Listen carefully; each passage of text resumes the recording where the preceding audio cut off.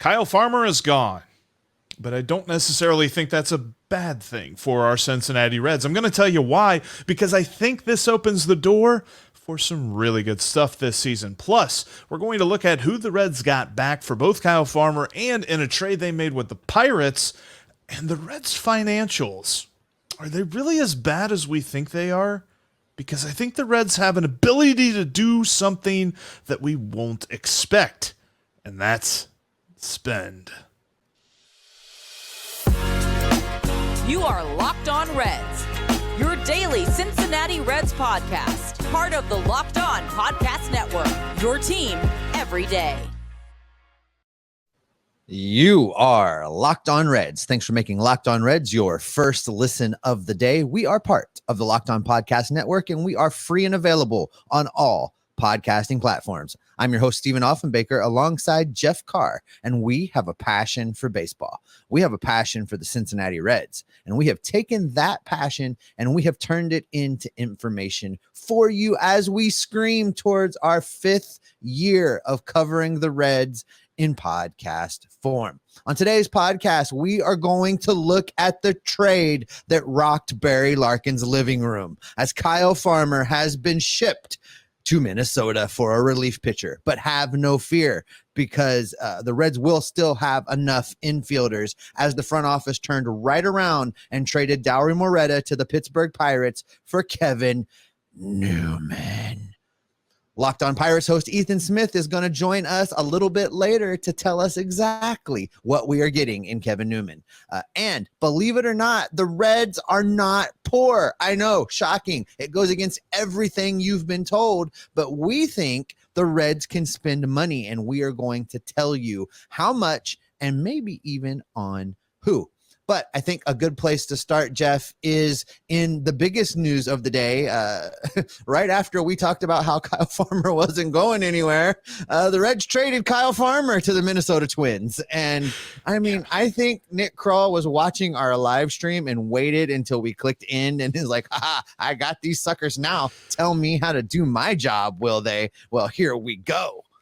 And it was very evident that they just didn't want to spend $6 million on Kyle Farmer, because the trade that they got back isn't necessarily that inspiring, but I still feel good about what the Reds did here. This is the kind of thing that I don't necessarily think it made the Reds that much worse. And hear me out on that, because I don't think Kyle Farmer was as good as you think he was. He wasn't as bad as you thought he was either. He was the most confusing player on the Reds team because he was fine.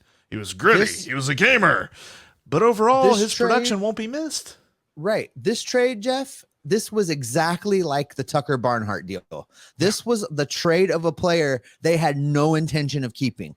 Much like with Kyle Farmer, they didn't want to be stuck with his buyout. They didn't want to pay the $7 million that he was going to make. So they kept him and then turned right around and traded him. In the case of Kyle Farmer, it's clear to me they were going to non-tender him. They were not going to spend the $6 million.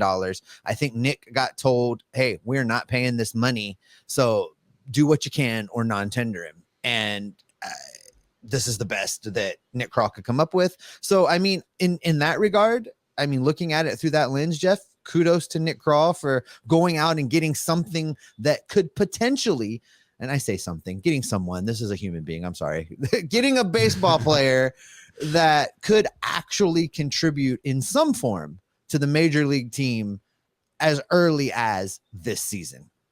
Right. And I think that overall the relief pitcher, Casey Legumina, I believe is how we're going to say That's easy for you to say. Easy for me to say, yes. Casey Legumina could provide some value there in the bullpen for the Cincinnati Reds. And Kyle Farmer, let's call it what it is. I get it. He was a personality and he was a leader in the locker room. Jonathan India, after the tweet was official, tweeted out, man, gonna be missed, heart and soul of the team, all this other stuff.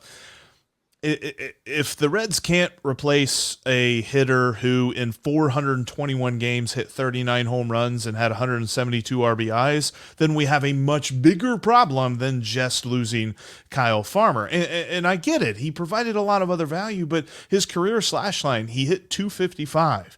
He got on base at a 311 clip, i.e. 31% of the time, and his slugging percentage was under 400 at 397. He was fine. He had an OPS plus of 85, which is actually 15% below the league average hitter. We're not talking about a guy that's impossible to replace. And here's my thought, too, on this, Steve, is I think the biggest value of this trade is also off the field, because if it's easier to bring up Elly De La Cruz and not tell Kyle Farmer that you're now going to be a super utility / not everyday starter at shortstop, then it's a win for me. I agree. I think you're probably giving the front office, and more specifically the Castellinis, a little too much credit there. I don't think this is about that. It's really about the $6 million. It's about the Castellinis not wanting to spend that $6 million. And we're going to get into that a little bit later, Jeff. But you're absolutely right, in as much as clearly now the way has been cleared for Elly De La Cruz. He's on the 40-man. He's got a position to play now without having to come in and deal with a divided clubhouse of the guy he just kicked out of his spot is now in the locker next to him and whatnot. You know, all of those situations are now resolved. So in as much as that goes, Jeff, yeah, you're absolutely right. I think that, the more and more I think about it, I need Elly De La Cruz to go out to Goodyear and knock the cover off the baseball. And things could get super interesting super quickly for Elly De La Cruz, and I'm excited about it. But I think I disagree with you just a little bit in what the Reds are losing and giving up Kyle Farmer, because I do think there is something to that clubhouse element. And I do think that there is something to that whole heart and soul and leadership thing. And I think we saw some of that last year as veteran after veteran got injured and was out of the lineup and out of the locker room and away from the team.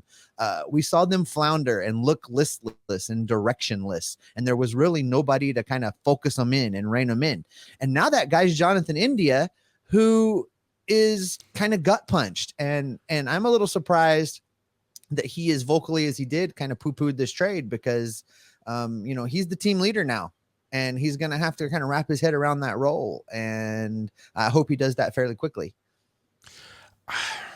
I get it. I know that there's a need for a leader in the locker room, but at the end of the day, is he the best leader of a 100-loss team? Well, I would like to tell you, you can have a clubhouse leader and have 100 losses. I would like to tell you that Joey Votto is going to be the leader, yeah. But one, he's never really been that guy, at least not vocally and publicly. Yeah. And two, he's going to be on his farewell tour, guys. He's going to be collecting his plaques and doing whatever it is that the Reds are going to do to try to soften the blow of the fact that they're just not going to pay him for one more year. So I don't see him in that role. And I mean, unless it's Tyler Stevenson, who I would have no problem with, it's Jonathan India, and he's already vocally taken a stand. He's already the leader, and the leader says that, they're not happy about this trade. Hopefully it doesn't have a lasting impact in the clubhouse. And it probably won't, Jeff. I mean, someone will step up and lead the way for these youngsters. Nature abhors a vacuum. Yeah, exactly. So the other part of why I don't necessarily agree about feeling the loss of Kyle Farmer is those numbers disguise the fact that Kyle Farmer was a whole lot better than this against left-handed pitching. If the Reds had used him correctly during his time in Cincinnati, as far as batting him in the platoons, I think his OPS would be above 100. I think he would be better than league average if the Reds had put him in a better position to do so. And they didn't. They just kept running him out there no matter what. And, his numbers took a hit as a result of that. He was, and he was very good against left-handed pitching. The guy that the Reds got back isn't bad against left-handed pitching either. But I think I look at this trade, and it opens doors that aren't. When you look at the trade in a vacuum, it opens far more doors than just that. I think that this was a good move on the part of the Reds. I thought that they should keep him, but if the choice was to either keep him or cut him, then yes, I would keep him. But I think that they made a good, at least did something good by getting something back. Who knows if Casey Legumina is going to be that big of a deal in the bullpen for the Reds? The front office seems to believe that, but I will remind you the front office said that this was a playoff team coming into last year. So have to take that with a grain of salt. But I'll say this. The reason the Reds didn't get worse is because they traded for a cheaper version of Kyle Farmer. And coming up, we'll say hello, Newman, with Ethan Smith from Locked On Pirates. That's coming up here in just a moment. But first, I want to shout out today's sponsor, BetOnline. BetOnline.net has you covered when you're talking about the source for your next great sports bet. There's so much going on. We got Turkey Day coming up, and if you want to see if you can make a couple of bucks on top of eating a bunch of turkey and taking a bunch of naps and watching football, then head on over to BetOnline.net because they've got you covered when it comes to point spreads and over-unders and money lines and prop bets for all of the Thanksgiving NFL games. Speaking of over-unders, what is the over-under on the number of naps you are going to take on Thursday throughout football day? I'm going to say 3.5.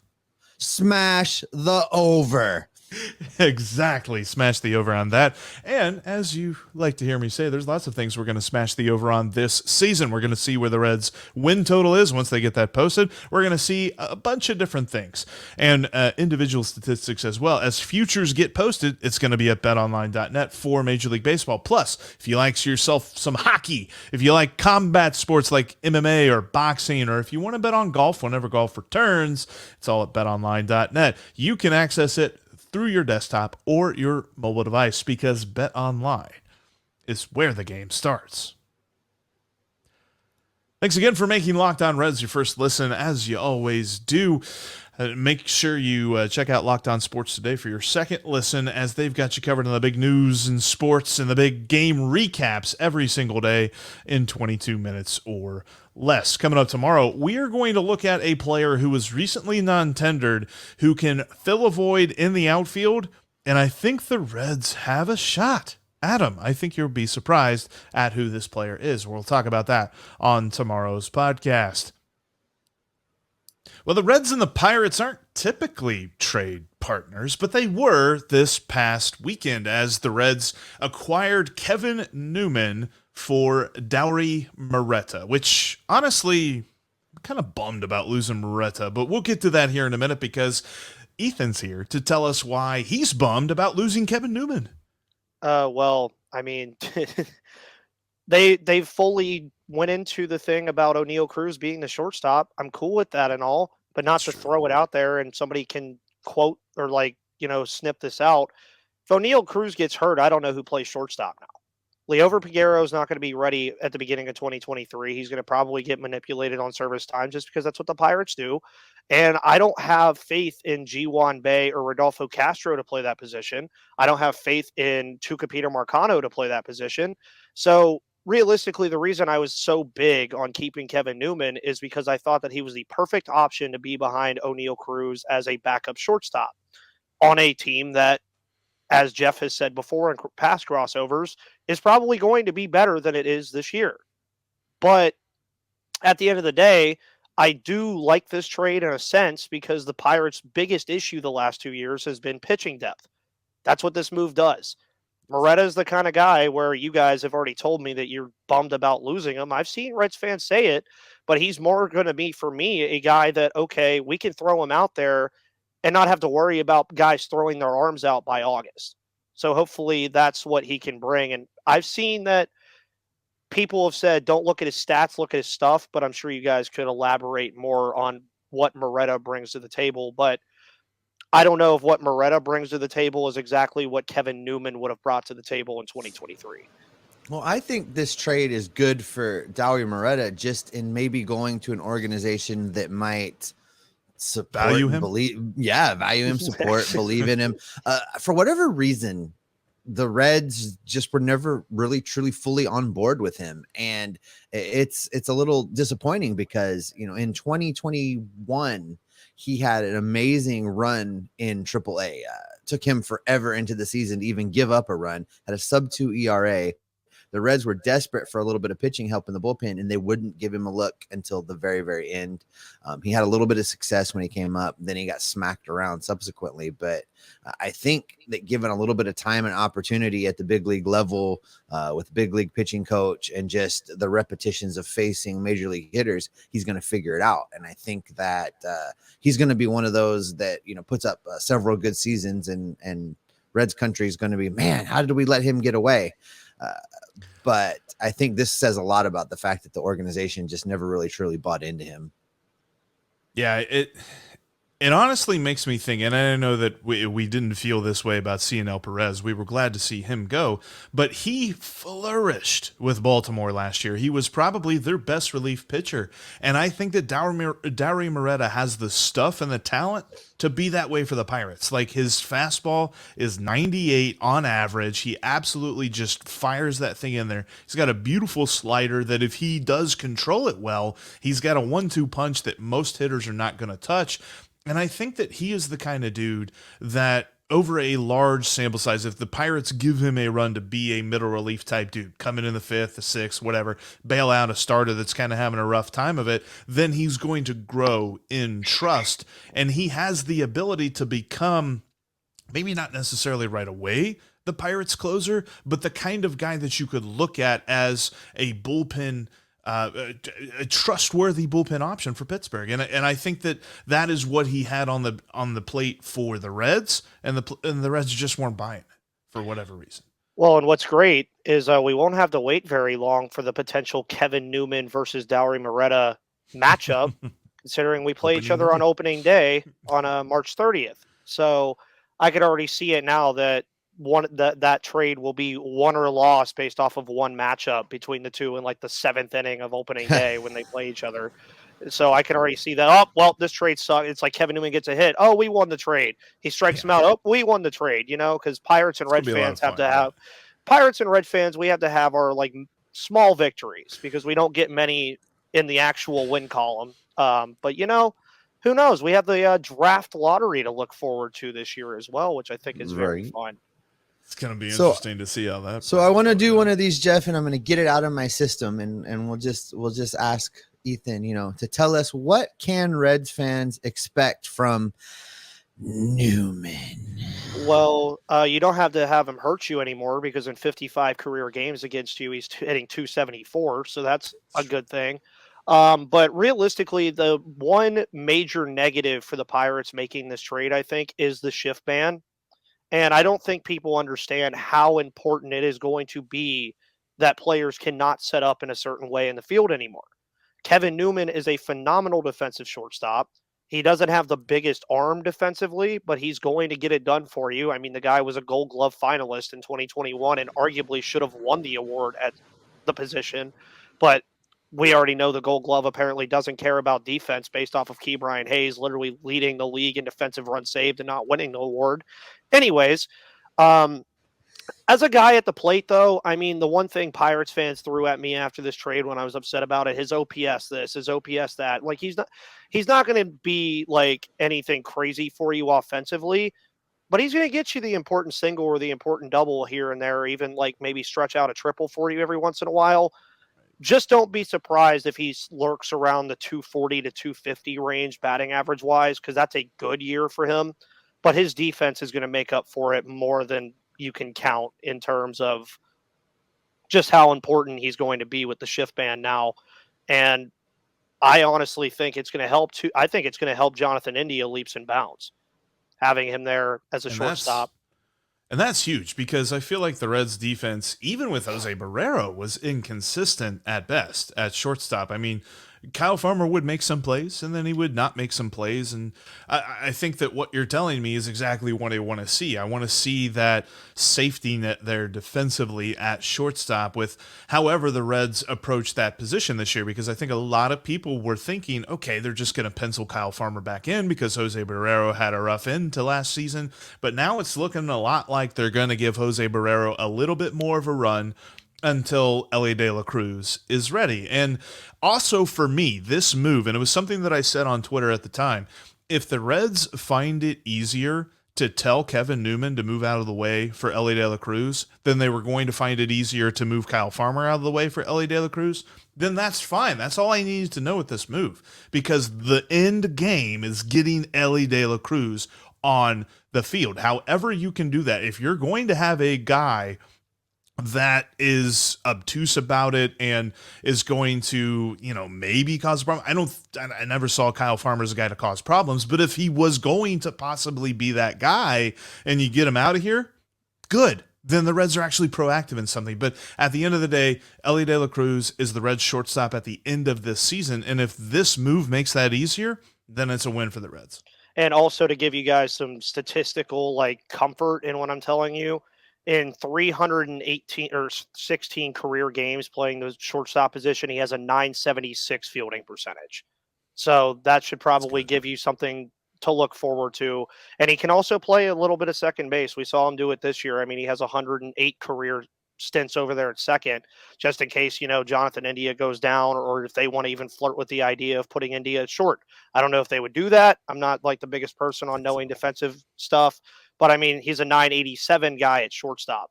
So, or at second base. So he can float around a little bit in the infield, maybe even third base. You never know. It just really depends on what they want to do with him. But defensively, you're getting arguably one of the better defensive shortstops in all of baseball, in my opinion, of what I've seen over the last couple of years. Subpar bat, but I think the defense makes up for it more than you can think. All right. Thanks so much to Ethan Smith of Locked On Pirates for swinging by and talking to us about Kevin Newman. Always appreciate Ethan, and I like to give Ethan a lot of static. You guys make sure you're following us both on Twitter, because we have some back and forth that are a lot of fun. Listen, the Reds, believe it or not, have the ability to spend money this offseason. Coming up, we are going to tell you how much and why we think they might actually do it. But first, I want to shout out one of our sponsors. Today's podcast is brought to you in part by SimpliSafe Home Security. Did you know that over the holidays, property crimes like burglaries and package thefts spike nationally? Well, that's why our friends at SimpliSafe Home Security are offering 50% off their award-winning security system so that more families can feel safe and secure this holiday season. Order your SimpliSafe system for half off today and enjoy advanced security and greater peace of mind this holiday season. Here's why we love it. It's super customizable. It's not a situation where you have to buy a bunch of things that you don't need in order to get just the few things that you want. The system integrates well into your home, and it's easy to self-install. You don't need to schedule an appointment with a tech to come out and block off a whole day and still worry about missing the guy. You're able to install all of the elements yourself. It doesn't damage your home. It doesn't mess up your home's design.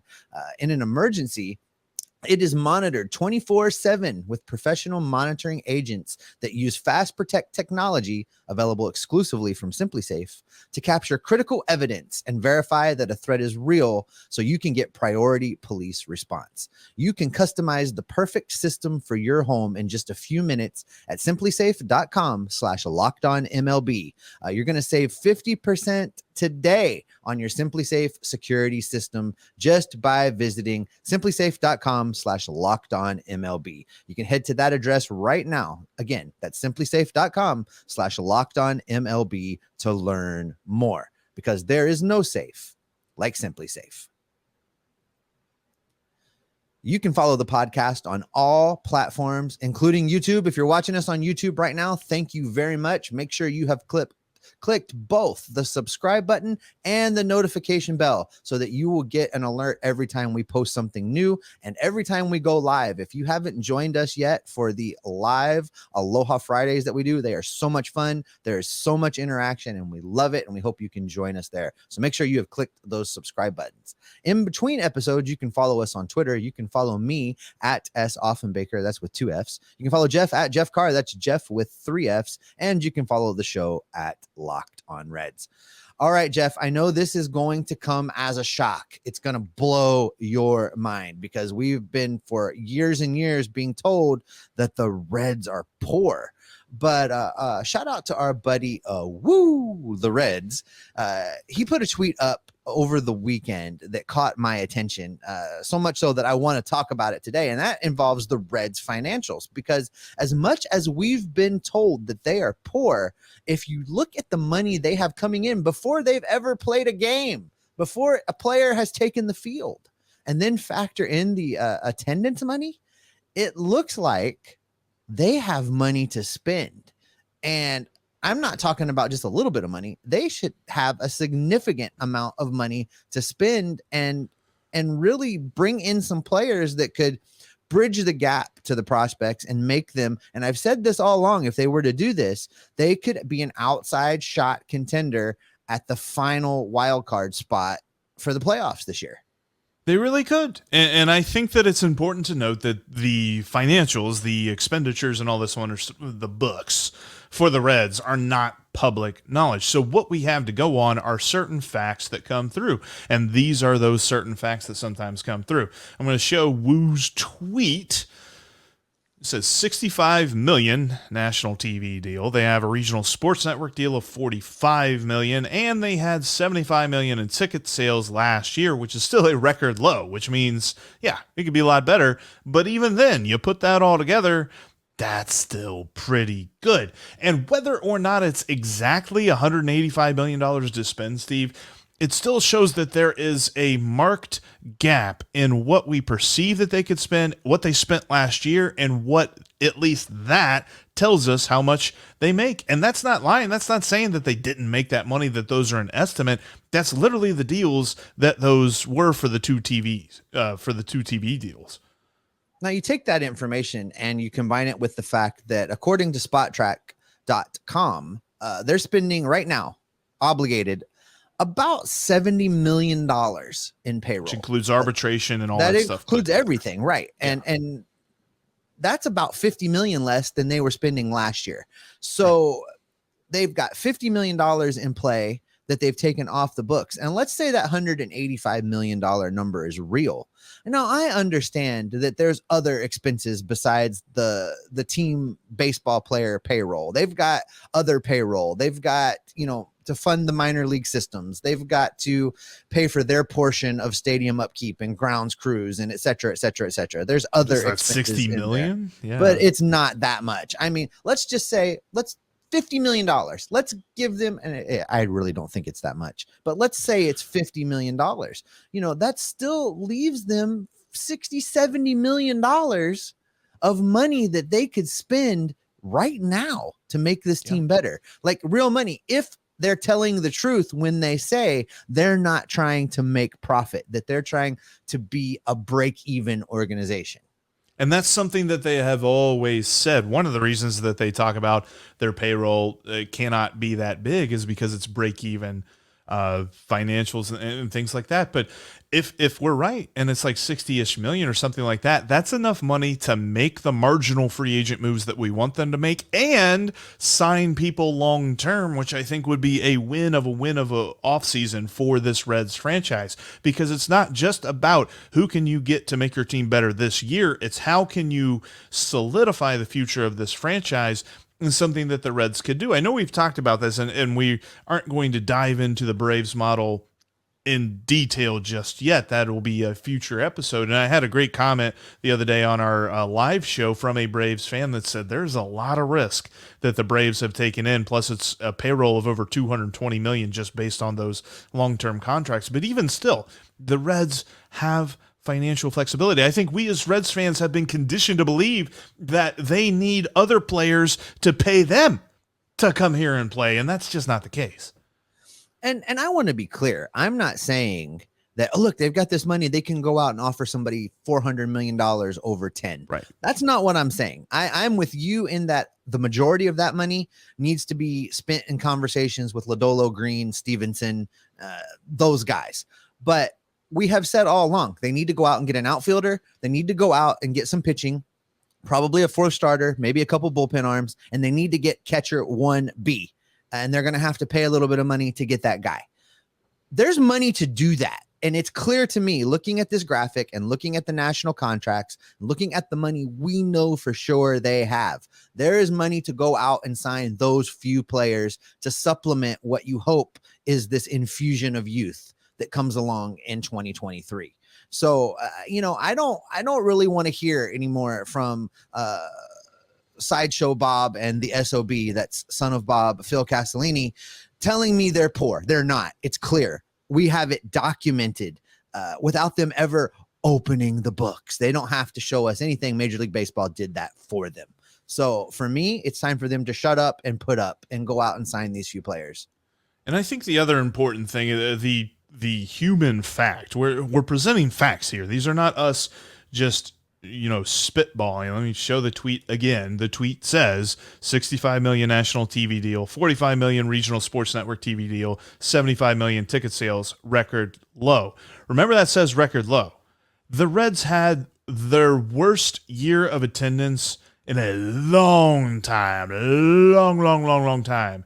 There's no way that they can come into this offseason and think we can just sit on our hands and talk about young players improving and go get some waiver wire guys and hope that they bounce back from nothing to something and we get a bunch of Brandon Drurys on this team and hope that that means that we're going to have more people at the ballpark next year. They've got to do something. They cannot just sit by and claim small market mentality and hope that that means attendance is going to go up next year.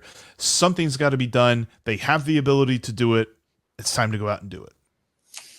I mean, absolutely. I think the message is they should be spenders. And we mentioned some ideas. We've talked a lot about Corey Kluber as a possible idea. There was a guy who was non-tendered over the weekend that could fill a very nice void in this outfield. And there's a couple of facts behind this dude that I think makes him an attractive piece for the Reds to go after this offseason. But we're going to talk about that on tomorrow's Locked On Reds, because that's going to end it for us here today. Thank you so much for watching, for listening to today's episode of the Locked On Reds podcast. Make sure that you're following the podcast, whether you're on your favorite podcasting app or right here on YouTube. Also, make sure you click that bell on YouTube to get notified when we have new content for you. Now, go check out the Locked On Sports Today podcast, because in 22 minutes or less, you're going to get the biggest stories, the biggest news, the biggest takes in sports every single day. That's Locked On Sports Today, just like Locked On Reds, free and available on all platforms. Steve, it's pretty evident that the Reds have the ability to make the roster better this offseason.